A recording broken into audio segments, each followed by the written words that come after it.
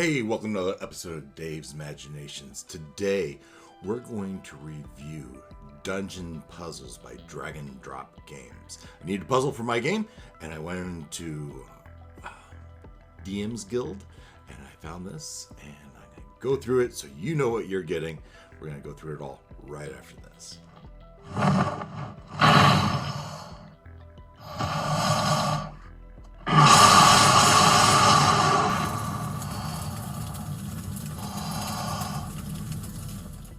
So yeah, my group, my normal D&D game, Thursday nights live on my channel, is going through Avernus. And in Avernus, they come to Fort Knucklebone, and they were going to help them fix one of their infernal war machines. And the game calls for an intelligence check, and instead of doing that, I decided it was time for a puzzle. And I went and searched for a puzzle, DM's Guild, or RPG Guild as it is, and found this book. So here we are in DriveThruRPG, DriveThruRPG.com, and I buy a lot of stuff from these guys. This is the Dungeon Puzzles Instruction Manual, dozen puzzles that I bought. It's $4.99, Dragon Drop Games. Here in the description, it was kind of intriguing. Dungeon Puzzles instantly changes your entire dungeon into one giant puzzle. With this pack, you don't just put puzzles into a dungeon. The dungeon itself becomes the puzzle.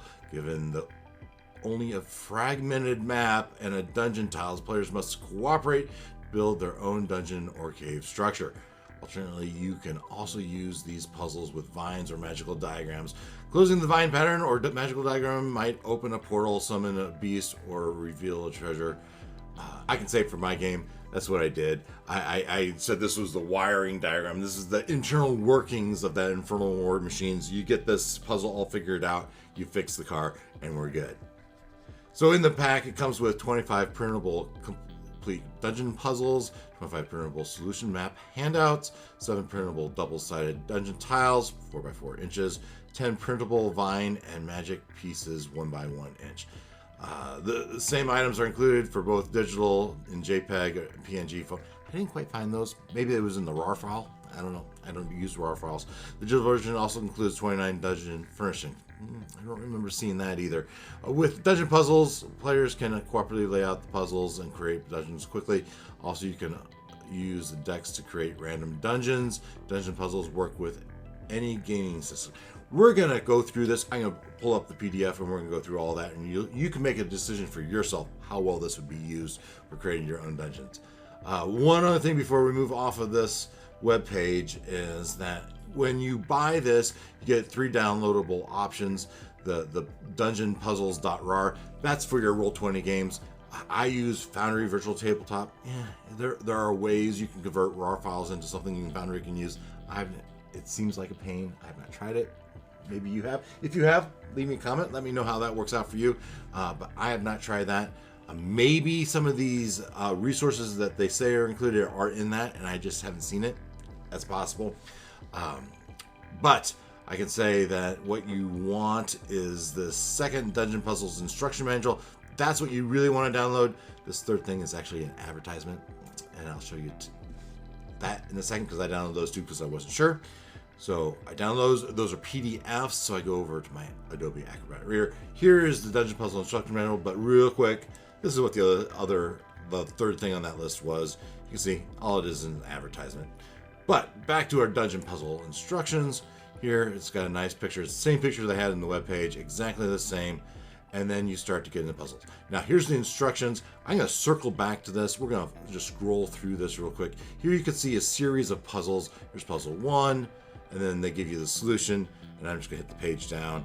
There's puzzle 2, the solution, puzzle 3, all the way through. I know, don't look too closely as you see this. There's so many, 25 of them, just speeding through there. You can see all sorts of different configurations, many different shapes and sizes, and we will take a deep look at one of those. We'll do the first puzzle together.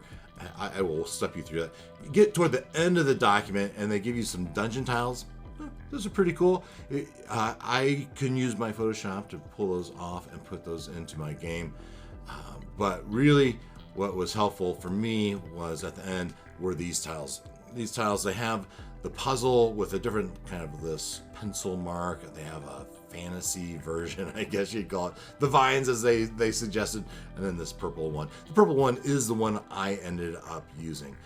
And so they have that in all the different shapes that they propose you use.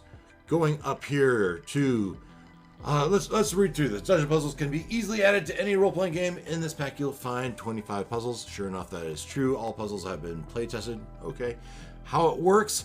This confused me a little bit. How it worked. Basically, you take the tiles and you put them in the spot they're supposed to be in. At least that's what I did for me. And the players simply rotate the tiles in place until they get a closed pattern. That is, there should be no loose ends, and we will take you through that in a second here. Printing instructions: the puzzles are printed on a white background to save ink. Okay, fine. You could print these off. You could cut them out, and you could put them on a table. So if your players are in person, they could move these around. Mine are virtual. I have five players in person. The sixth player is remote, so we do most things digital. They have the RAR file. I did not use that, so there might be additional things in there. And it says have fun, Paul Camp. Yep, thanks, Paul. I did have fun. I think our players did have fun with this. I converted the first two puzzles into a Foundry file, and I play tested it. So let's jump over to Foundry. In Foundry, here is the first puzzle, and you can see here, if you look at the tiles, I put them all in the right spot.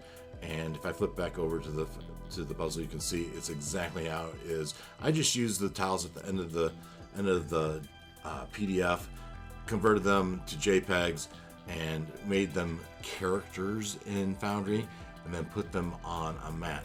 Now, behind this mat I used, actually is a key. And I did that for the first puzzle to have a key. If the players actually removed a tile and put it back, they would see that the solution was actually behind this. I don't think they actually did. The puzzle itself, looking at the puzzle itself, it has 5 different shapes. Here's a circle, here's a curve, a line, what I call a triangle, and what I call a diamond. Those are the 5 shapes. Now, like many puzzles, this is actually, once you figure out how to do this, it's pretty easy. So spoilers here, if you don't want to know how to solve this puzzle, stop right here, because I'm going to do it right now. So the puzzle, you don't want any open ends. They should have a closed angles, and so you need to rotate the entire. So in Foundry, you highlight the character, you hold, and I run a Mac, so different key on IBM or standard PCs. So I'm holding maybe control key. I hold my command key, and I just use the wheel, and I just drag it toward me, and it rotates it. Now, if you look at this circular, if you don't want a loose end, the only orientation can be when the curved is toward the inside of the map, right? If it's on the outside, you have the one end going off the page, and you can't have that. That's not legal. So that's the curve, and you notice we have a curve in each of the 4 corners. So that is pretty darn easy. We know that is part of the solution, right? Moving those toward the inside. And sometimes with my spin, it gets a little bit extra. I got it. And up and down, we know that can only be one way. It can't be up and down. On the outside, it cannot be up and down. It has to be parallel to the wall, right? And similar with the triangle, we know it can't have the end outside, so we have to make that parallel to the wall, the flat side parallel to the wall. Continuing that on.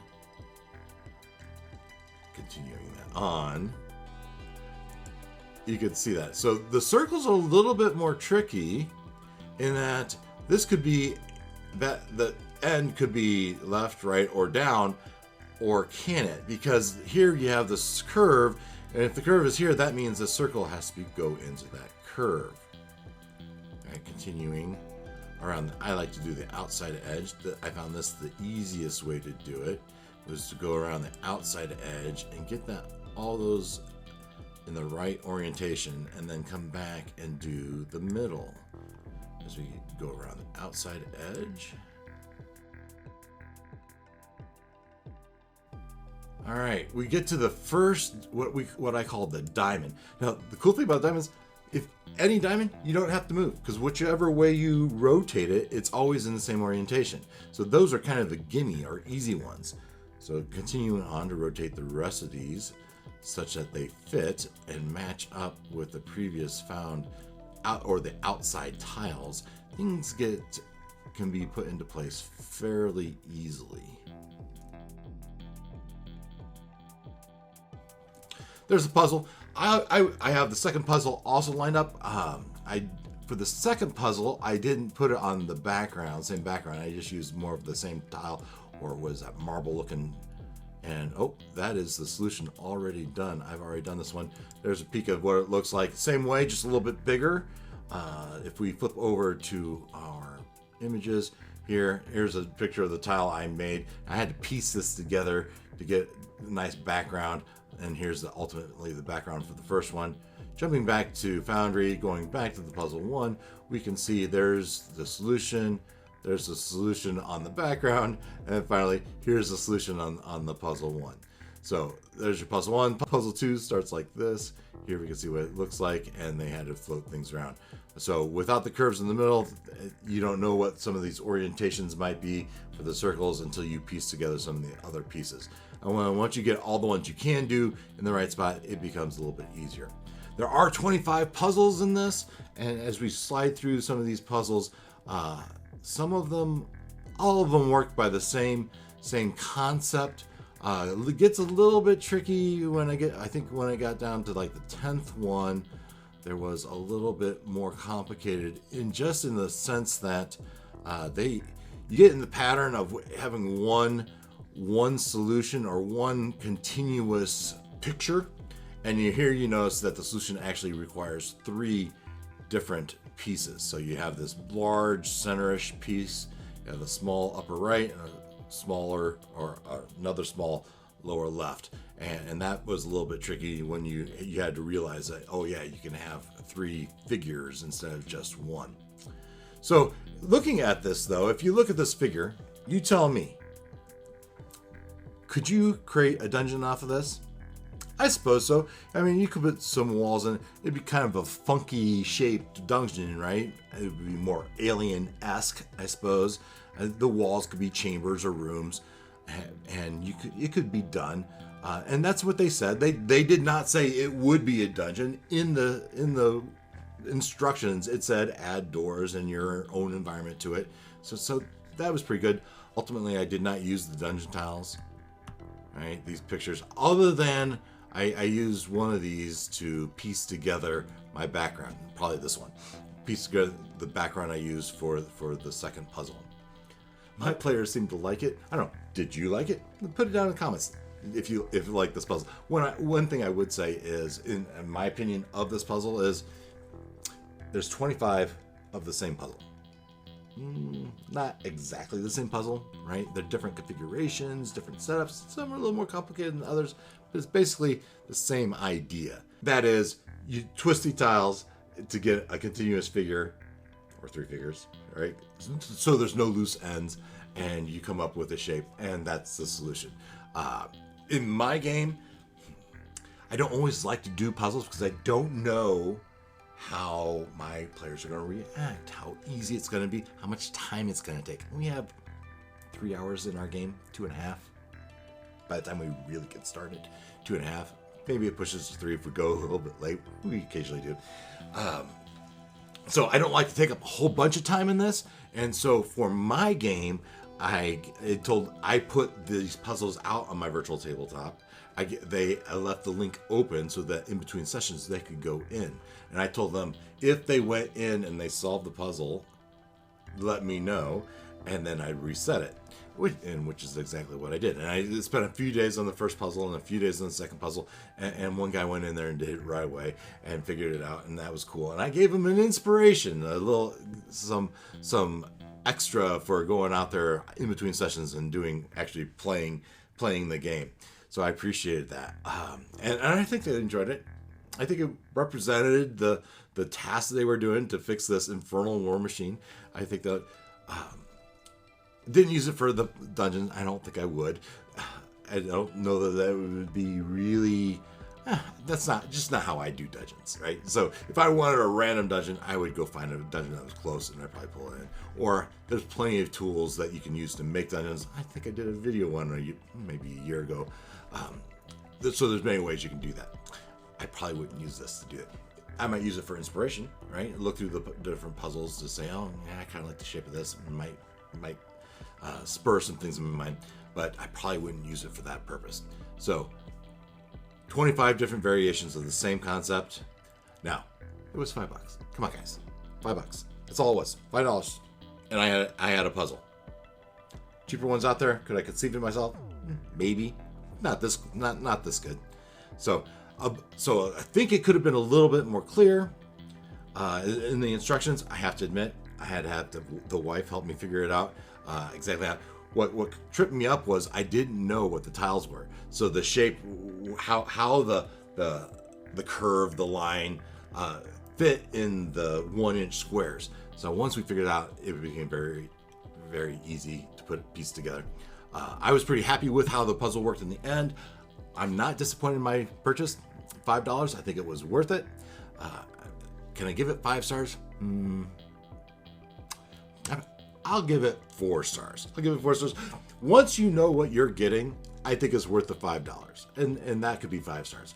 But is it really good for creating a dungeon? Not perfectly. Maybe a little. A little exaggeration there on their part. My opinion. Just my opinion. Oh, I should also say, I was not paid for this. It wasn't given to me. I didn't get a free copy. I paid this with my own money. There was no influence. There was no influence by Paul Camp in my review here. So completely my own thoughts. I'm happy with it. I paid $5. He has a bundle here. Will I buy that bundle? I don't think so. I would have to get into another campaign. I'd have to have a need for it, and maybe I would consider it. I do appreciate how, in the end, how easy it was, and maybe I would run it in game because it did end up being fairly easy. The key is they have to figure out. They just need to start playing. The players, that is, need to start playing with the tiles. Hey, if you're one of my players, let me know. For this puzzle, was it a waste of time? Was it good? Did you like it? I think the one person that did do it, he'd probably say he liked it. It was a fun, different change of pace. I don't run a lot of puzzles. How about you? Do you run puzzles in your game? How do you run them? Let me know. What resources do you use for puzzles in your game? Let me know. All right, so that is my review of the Dungeon Puzzles by Drag and Drop. So hope you enjoyed it. If you wouldn't mind taking a moment to hit that like and subscribe, I'd appreciate it. And until next time, take care.